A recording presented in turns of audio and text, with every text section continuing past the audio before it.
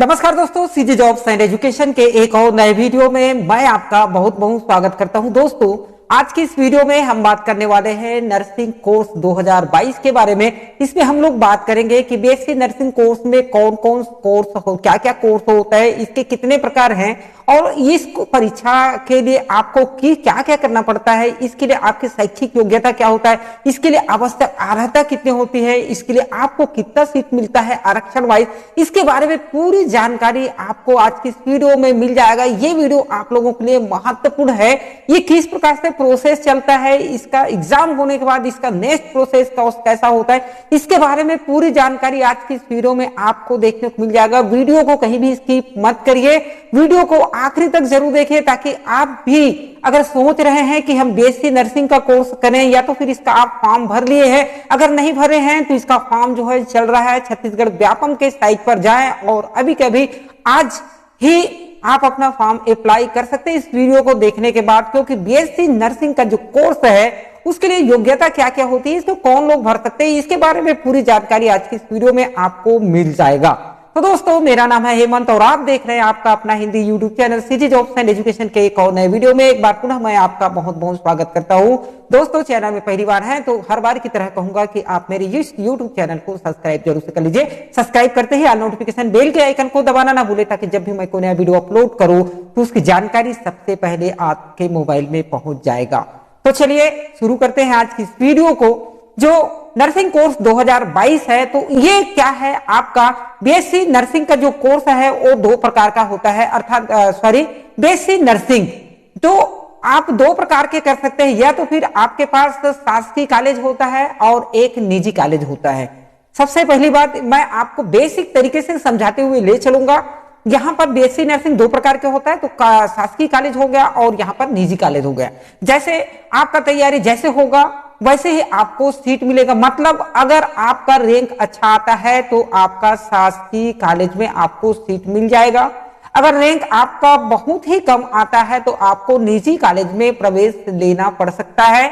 अर्थात यहाँ पर सीधी बात है कि आपको कंपटीशन फाइट करना पड़ेगा तभी आपका हो पाएगा। इससे ये फायदा होता है, आपका अगर शासकीय कॉलेज में हो जाता है तो इसमें आपका आर्थिक जो है आर्थिक बहुत प्रभाव पड़ता है। आर्थिक प्रभाव आपको नहीं, मतलब खर्च आपको करने की ज्यादा जरूरत नहीं होता। जितना भी खर्च होता है वो शासन के द्वारा उठाया जाता है। तो आप शासकीय कोटे में अगर जाएंगे तो आपको फीस जो है नहीं लगेगा।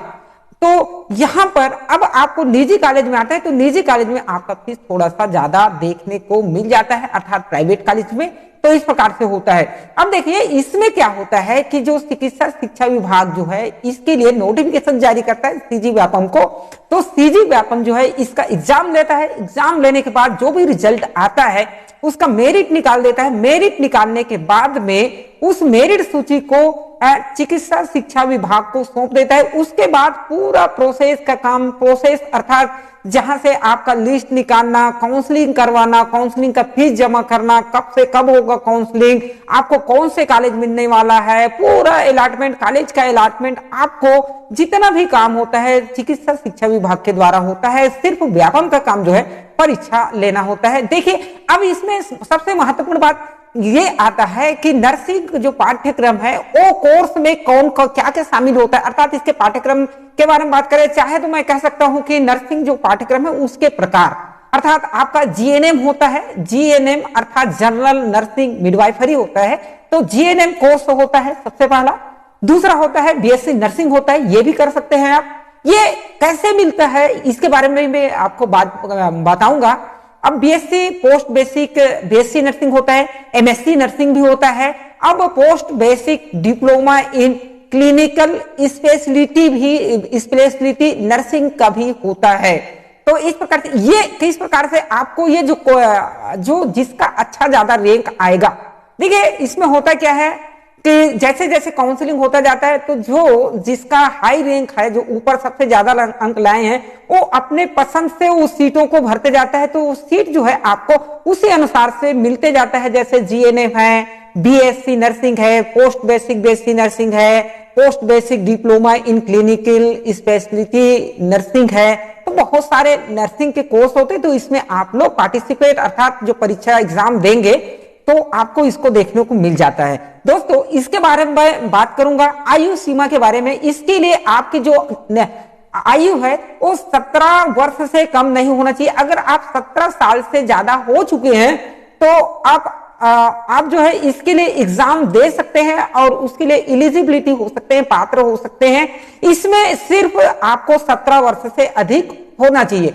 अब बात करते हैं कि BSc nursing, BSc post basic BSc nursing हो गया, एमएससी नर्सिंग है, post basic diploma in clinical speciality nursing हो गया। इसकी कोई भी अधिकतम आयु सीमा नहीं है।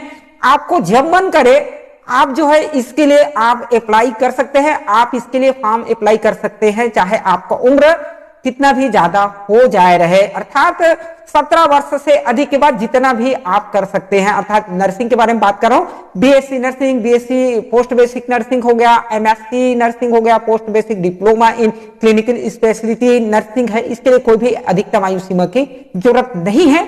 उसके बाद हम बात करेंगे जनरल नर्सिंग एंड मिडवाइफरी। सिर्फ एक जो कोर्स है ऐसा है जिसको हम लोग कहते हैं जीएनएम।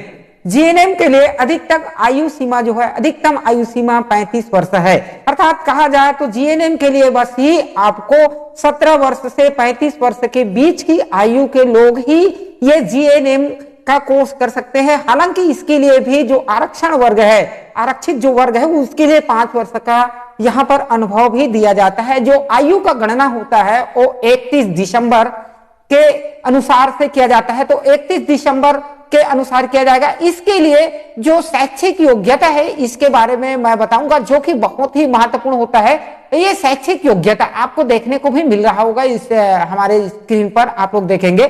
तो सबसे पहले मैं बात करूंगा BSc nursing, post basic BSc nursing आपको यहां पर देखने को मिलेगा, जो कि आपको नियमित करना पड़ता है। और ये इसके लिए जो योग्यता है आपके पास जनरल नर्सिंग मिडवाइफरी उत्तीर्ण होना चाहिए, राज्य नर्सिंग परिषद में पंजीयन भी होना चाहिए। और ये सिर्फ इसका जो कोर्स है वो 2 वर्ष का होता है। और इसके बाद संचालनालय चिकित्सा शिक्षा विभाग के द्वारा जो अधिकृत एजेंसी द्वारा जो प्रवेश परीक्षा के आधार पर किया जाता है, इसके लिए प्रवेश परीक्षा लिया जाता है। उसके बाद मैं आपको बताऊंगा post basic diploma in clinical speciality nursing के लिए तो पंजीकृत नर्स अर्थात जीएनएम या बीएससी के लिए 1 वर्ष का कोर्स होता है। और इसी प्रकार से आपको देखने को मिलेगा बीएससी पोस्ट बेसिक है तो यहां पर 10+2 अर्थात 12वीं में आपका फिजिक्स, केमिस्ट्री और रसायन, फिजिक्स, केमिस्ट्री और बायो, फिजिक्स, केमिस्ट्री और बायो तीनों विषय के साथ आपको अधिकतम जो है 45% अंकों के साथ उत्तीर्ण होना चाहिए। ऐसा नहीं है कि आपका 45% से कम है और फॉर्म डाल दिए हैं तो जब आपका वेरिफिकेशन होगा उस समय आपको काट दिया जाएगा। तो इसीलिए इन बातों को ध्यान से अपने रख लीजिए, क्योंकि यहाँ पर जो है जैसे 10+2 बहुत लोग सोचते हैं कि बीएससी हम पोस्ट बेसिक नर्सिंग करें, तो यहाँ पर 12वीं के साथ आपको फिजिक्स अर्थात जीव आपका भौतिक शास्त्र, फिजिक्स, केमिस्ट्री, रसायन शास्त्र और बायोलॉजी जीव विज्ञान के साथ आपको 45%, तीनों का 45% निकालना है। और ये जो कोर्स होता है ये 4 वर्ष का होता है, आपको देखने को मिल जाता है। इसी प्रकार से अब आपको, हालांकि यहाँ पर 45% है, यहाँ आपको देखने को मिल रहा है अनुसूचित जाति, जनजाति यानी पिछड़ा वर्ग के उम्मीदवारों के लिए 40% प्राप्त अंकों के साथ उत्तीर्ण होना चाहिए। क्यों? क्योंकि यहाँ पर आरक्षण के रोस्टर के अनुसार यहाँ पर इसको निकाला गया है। उसके बाद एमएससी के बारे में चलिए हम अभी बात नहीं करते, क्योंकि चलिए एमएससी के बारे में भी बात कर लेते हैं। एमएससी नर्सिंग अगर की कोई सोच रहे हैं तो यहाँ पर 55% एग्रीगेट अंकों के साथ आपको बीएससी नर्सिंग होना चाहिए। क्योंकि हमारा अभी बीएससी नर्सिंग नहीं हुआ है तो एमएससी के बारे में हम सोच भी नहीं सकते। सबसे पहली बात तो यही है, क्योंकि आपको एमएससी नर्सिंग करने के लिए आपको बीएससी नर्सिंग करना ही पड़ेगा, तो इसके लिए भी है, तो इसके बारे में हम अभी ज्यादा बात नहीं करते हैं। और जो लोग बीएससी नर्सिंग कर चुके हैं उसको इसके बारे में अधिक जानकारी है। ये 2 वर्ष का कोर्स होता है। उसके बाद अगर हम बात करें, यहां पर आपको देखने को मिलेगा कि यहाँ अब देखेंगे जनरल नर्सिंग एंड मिडवाइफरी अर्थात जीएनएम के बारे में बात करें। जीएनएम तो जैसे मैं बता रहा था जिसकी अधिकतम सीमा 17 वर्ष से लेकर के 35 वर्ष होता है, ऐसा करके, तो इसके लिए आपको सबसे पहले 40% प्राप्तांकों के साथ उत्तीर्ण होना चाहिए एवं आरक्षित वर्ग के लिए 35% प्राप्तांक के साथ आपको उत्तीर्ण होना चाहिए, कक्षा 12वीं उत्तीर्ण होना चाहिए। यहाँ पर आप लोगों का सब्जेक्ट जो है नहीं दिया गया है, तो यहाँ पर आपको कक्षा 12वीं उत्तीर्ण होना जरूरी है, जो कि 40% अंकों के साथ। अगर आप आरक्षित वर्ग में आते हैं तो आपको यहाँ पर 35% लाना पड़ेगा, और ये 3 वर्ष का कोर्स होता है। इस प्रकार से आपको, अब इसमें होता क्या है, चयन का आधार है, जो कि यहाँ पर जो कक्षा 12वीं तो पास करेंगे जेएनएम में, लेकिन जीव विज्ञान वालों को ही ज्यादा प्राथमिकता दिया जाता है। तो इसमें जीव विज्ञान वालों को ज्यादा प्राथमिकता दिया जाता है, यही है आपका। इस प्रकार से आपको देखने को मिल जाता है। उसके बाद दोस्तों, मैं सीट निर्धारण के बारे में बात करूं, वीडियो ज्यादा लंबा ना हो, इसीलिए इस वीडियो को मैं फटाफट से थोड़ा सा बताने का प्रयास कर रहा हूं। तो देखिए, सीट निर्धारण क्या होता है। परीक्षा संपन्न होने के बाद जो काउंसलिंग समिति के माध्यम से सीट अलॉटमेंट किया जाता है। निजी कॉलेज में आप सीधे प्रवेश भी नहीं ले सकते। मान लो आप सीधा चाह रहे हैं कि हमारे पास पैसा है और हम सीधा पैसा देके प्राइवेट कॉलेज में हम ज्वाइनिंग कर सकते हैं बीएससी नर्सिंग, तो नर्सिंग का कोर्स ऐसा बिल्कुल भी नहीं है। आपको परीक्षा संपन्न करना पड़ेगा, भले आपका जैसे नंबर कम है, तब की स्थिति में आपको निजी कॉलेज में आप सीधा जा सकते हैं। ये नियम कहता है, निजी कॉलेज में भी आप सीधा प्रवेश नहीं ले सकते हैं, आप उसका पूरा प्रोसेस से आपको गुजरना पड़ता है। दूसरा, अगर बात करूं, सभी कोर्स के लिए 20% व एमएससी नर्सिंग के लिए 50% सीट जो है सेवारत अभ्यर्थियों के लिए आरक्षित होता है। जो अर्थात इसमें क्या है, 20% जो है सभी कोर्स के लिए। जैसे मैं बात कर रहा हूं नर्सिंग के लिए, तो BSc nursing, post basic BSc nursing, मात्र आपको एमएससी नर्सिंग को छोड़ करके यहां पर 20% जो है आपका जो सेवा दे रहे हैं, इतना दिन तक सेवा देते आ रहे हैं, उसके लिए सेवारत अभ्यर्थी के लिए आरक्षित होता है 20%। बाकी जो है एमएससी नर्सिंग के लिए 50% आरक्षित होता है जो सेवा दे रहे हैं। उसके बाद मैं बात करूंगा सीट आरक्षण के बारे में। यहां पर कितना कितना सीट, कौन से जाति को कितना सीट मिलता है, इसके बारे में आपको मैं बताऊं तो सबसे पहले मैं बात करूंगा अनुसूचित जनजाति अर्थात एसटी वर्ग के लिए 32% आरक्षण के साथ वहां पर सीट जो है अलॉटमेंट होता है।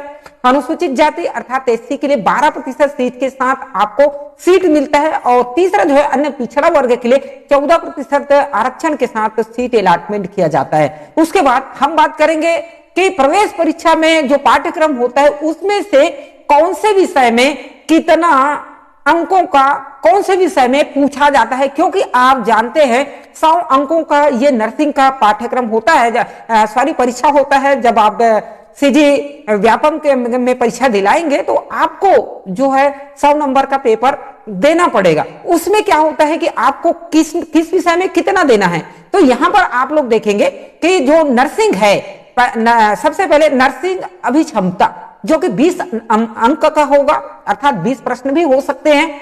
नर्सिंग अभिक्षमता का हो गया 20 अंक, भौतिक से आपका 20 अंक से पूछे जाएंगे, रसायन विज्ञान से भी आपको 20 अंक से पूछे जाएंगे, जीव विज्ञान में अर्थात बायोलॉजी में 20 अंक का पूछा जाएगा, और अंग्रेजी में, इंग्लिश में आपका 20 अंकों का पूछा जाता है। तो इस प्रकार से 100 अंक हो जाते हैं दोस्तों। तो इस प्रकार से आप लोगों को पूरा जानने को मिला कि बीएससी नर्सिंग आपका किस प्रकार से होता है।